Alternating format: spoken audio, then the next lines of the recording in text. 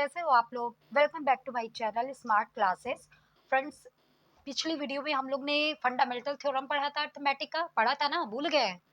अरे बेटा याद किया करो, जो भी पढ़ाया जा रहा है उसको एक बार ध्यान से देखो तो एकदम तुम्हारी ही लैंग्वेज में है। ठीक है, जैसा तुम लोग को समझ में आएगा। आज देखो हम लोग क्या करेंगे, एक आपका क्वेश्चन दिया हुआ है, आपकी बुक का ही क्वेश्चन है, एनसीईआरटी का, क्लास 10th कि explain why 7 into 11 into 13 plus 13 and 7 into 6 into 5 into 4 into 3 into 2 into 1 plus 5 are composite number. कितना लंबा नंबर दिया है, देख के ये लग रहा है ना, अरे बाप रे बाप, इसको सॉल्व करेंगे तो कितना ज्यादा, अरे कौन करेगा मैम, बहुत ज्यादा है। अरे ज्यादा कुछ नहीं है, दिमाग लगाओ तुरंत सॉल्व हो जाएगा। ठीक है, देखने का है, ये जितने बड़े नंबर रहते हैं ना, ये बहुत मजे आते हैं सॉल्व करने में, बस देखने के लिए होते हैं। ठीक है, अब देखो हम क्या करेंगे कि इसको अलग अलग सॉल्व करके देखेंगे कि ये कंपोजिट नंबर आता है या नहीं आता है। कह रहा है ना कि क्यों ये कंपोजिट नंबर है, क्योंकि हम सॉल्व करेंगे उसके फैक्टर मोर देन 2 फैक्टर्स आएंगे, दोनों को अलग अलग, इसलिए कंपोजिट नंबर होगा। अब हम चेक करेंगे कि इसको सॉल्व करने पर अलग अलग जो है मोर देन 2 फैक्टर उसके आते हैं या नहीं आते हैं। ठीक, क्वेश्चन बात समझ में आई? ये दोनों को अलग अलग हम सॉल्व करेंगे। सॉल्व करने के बाद देखेंगे जो नंबर आता है उसको प्राइम फैक्टराइजेशन मेथड से उसको डिवाइड करके देखेंगे कि उसके मोर देन 2 फैक्टर आते हैं या नहीं आते हैं। ठीक है, अब जो है हम अलग अलग सॉल्व करेंगे। तो देखो पहला सॉल्व किए तो ये देखो, एक तो ये कर सकते हैं 7 इंटू 11 इंटू 13 है, तो ये तीनों का मल्टीप्लाई करके उसमें 13 ऐड कर दो। ठीक है, और एक स्मार्ट मेथड कहता है कि अगर इसमें कुछ कॉमन मिले तो आप उसको कॉमन ले लो। तो कॉमन ले लिया, 13 कॉमन मिलेगा, 13 ले लिया, तो 7 इंटू 11 प्लस 1 हो गया। ठीक है, अब 11 का 7 में मल्टीप्लाई किया, 77 प्लस 1, तो ये कितना हो गया 78। 78 का मल्टीप्लाई 13 में कर सकते हो, तो जो आएगा वो तुम्हारा एक नंबर आएगा जिसको तो आप डिवाइड करोगे तो वो आपका मोर देन 2 फैक्टर आएगा, जो कि का कंपोजिट नंबर होगा।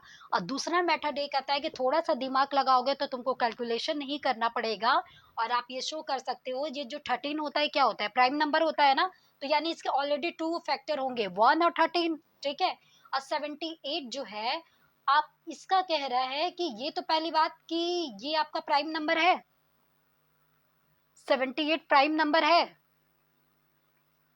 बोलो no, 78 is not prime number.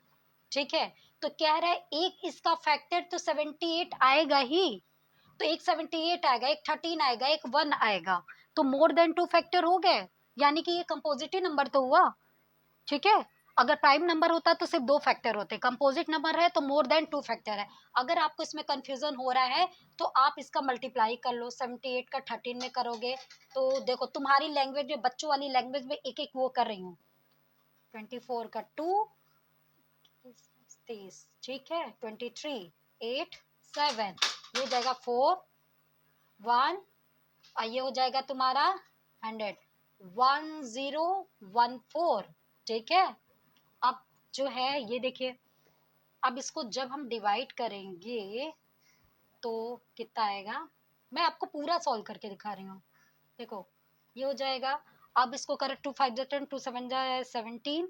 ठीक है, फिर ये 3 7 जा हो जाएगा, और ये आपका मोर देन 2 फैक्टर आ रहा, आप इसको खुद से करना। ठीक है, जब सब कर ही दूंगी तो तुमको करना क्या रहेगा अरे देखो नॉर्मली है, देखो लास्ट में क्या है 4 है। ठीक है, 1 10 100,000 यानी 1014, 1014 नंबर है। जब आप इसको डिवाइड करोगे तो ये आपका कंपोजिट नंबर आएगा, मींस मोर देन 2 फैक्टर। और जो मैंने बात कही है देख लेना कि वो चीजें होंगी। आप स्मार्ट स्टडी करो, कैलकुलेशन करो, या तो आप डायरेक्ट इसमें मल्टीप्लाई करके करो, आएगा ही। ठीक है, अब वैसे हम यहाँ पे सॉल्व करेंगे तो देखो यहाँ पे पहले देखेंगे कुछ कॉमन मिल रहा है, तो देखो यहाँ पे क्या 5 कॉमन है, यहाँ भी है और यहाँ भी है, 5 कॉमन ले लिए, तो 7 into 6 into 4 into 3 into 2 into 1 हो गया।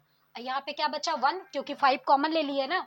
अब देखो इन सब का मल्टीप्लाई करेंगे, जैसे 6 7 जा 42, 42 इंटू 12 इंटू 2 प्लस 1।